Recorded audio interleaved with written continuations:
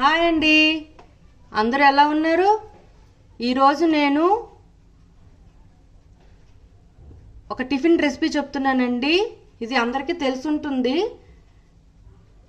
ఉప్పిండి అండి, రైస్ రవ్వతో చేస్తాము. మా సైడ్ అయితే మేము ఉప్పిండి అని పిలుస్తాము. కొంతమంది ఉప్పుడు పిండి అని అంటారు, కొంతమంది రొట్టి అంటారు. ఎవరి ఇష్టం వచ్చినట్టు వాళ్ళు పిలుచుకుంటారండి, వాళ్ళ సైడ్ పద్ధతి తగ్గట్టు. మా సైడ్ అయితే ఉప్పిండి అని పిలుస్తాము. దీనికి కావాల్సింది రైస్ రవ్వ 2 గ్లాసులు తీసుకున్నానండి. 2 గ్లాసుల రైస్ రవ్వకి 5 గ్లాస్ వాటర్ అండి. పచ్చి కొబ్బరికూరు 1 చెక్క, జొన్నపట్టు గింజలండి అవి, స్వీట్ కార్న్. నేను కొంతమందికి ఇష్టపడుతుంది, కొంతమందికి ఇష్టపడదు. మేమైతే వేసుకుంటాము. నేను 1 కప్పు దాకా తీసుకున్నాను.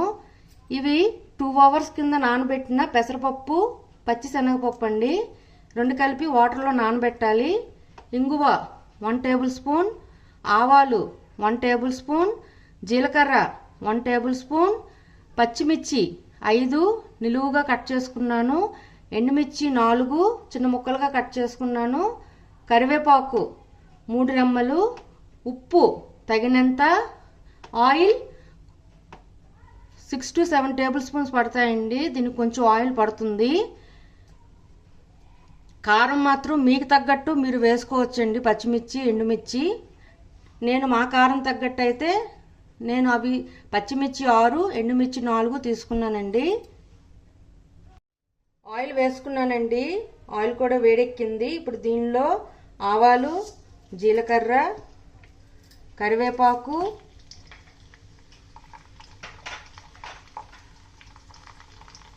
పచ్చిమిర్చి, ఎండుమిరపకాయలు, ఇంగువ ఇవన్నీ బాగా వేయించుకోవాలండి.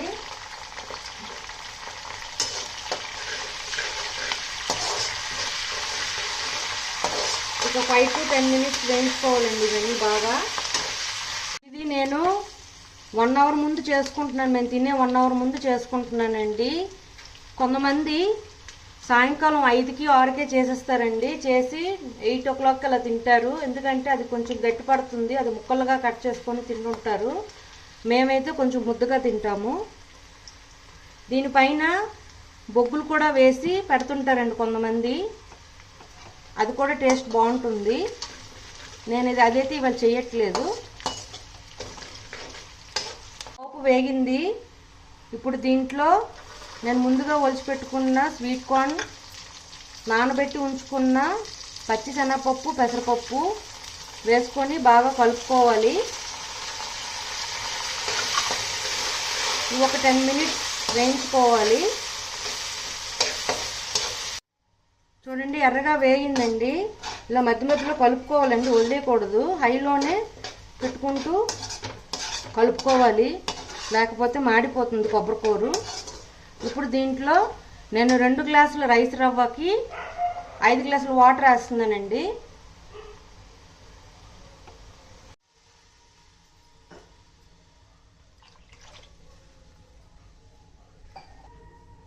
ఐదు గ్లాసుల వాటర్ వేసుకొని ఉప్పు కూడా వేసుకుంటామండి ఇప్పుడే. ఇది బాగా మరగనివ్వాలి దీన్ని. ఉప్పు సరిపోయిందో లేదో చూసుకొని అప్పుడు రైస్ రవ్వ యాడ్ చేసుకోవాలండి. నీళ్ళు మరిగాయండి. ఇది ఉప్పు సరిపోయిందో లేదో చూసుకొని సరిపోతే వేసుకోండి. ఇప్పుడు దీనిలో నూక వేసేస్తున్నానండి. కలుపుకుంటూ వేసుకోవాలి. అంత ఒకేసారి వేసేసిస్తే ఉండకడుతుందండి.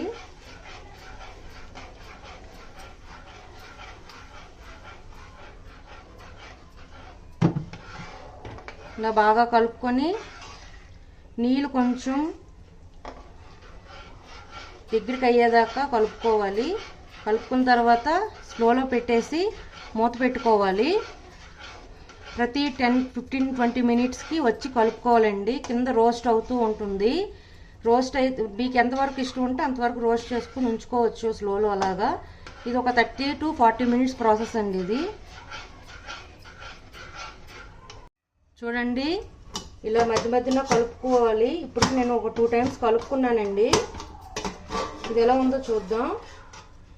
చూడండి, ఈ విధంగా కలుపుకొని ఇలా లెవెల్ చేసుకుంటూ కింద నుంచి మొత్తం కింద నుంచి పై వరకు అంతా కలుపుకొని మొత్తం లెవెల్ చేసుకుంటూ మళ్ళీ మూత పెట్టేసి మళ్ళీ ఒక 10 to 15 మినిట్స్ ఇలా స్లో ఫ్లేమ్లో ఉడికించుకోవాలండి. కిందంతా రోస్ట్ అవుతుంది.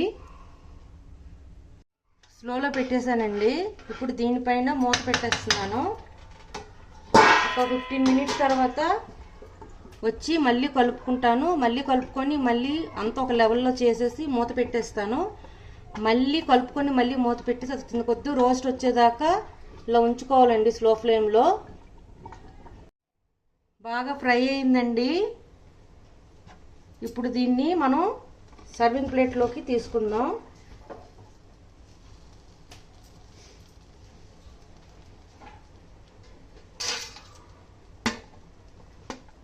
చూడండి ఈ విధంగా రోస్ట్గా వస్తుందండి. ఇంకా రోస్ట్ కావాలంటే మనం పెట్టుకోవచ్చు స్లో ఫ్లేమ్లో. దీంతో పాటు మనం కర్డ్ కానీ ఏదైనా పికిల్ కానీ తింటే చాలా బాగుంటుందండి. టమాటా చట్నీ, కొబ్బరి చట్నీ కూడా బాగుంటుందండి. అంతేనండి, ఉప్పిండి రెడీ. మీకు నచ్చినట్లయితే like, share and subscribe it. Bye.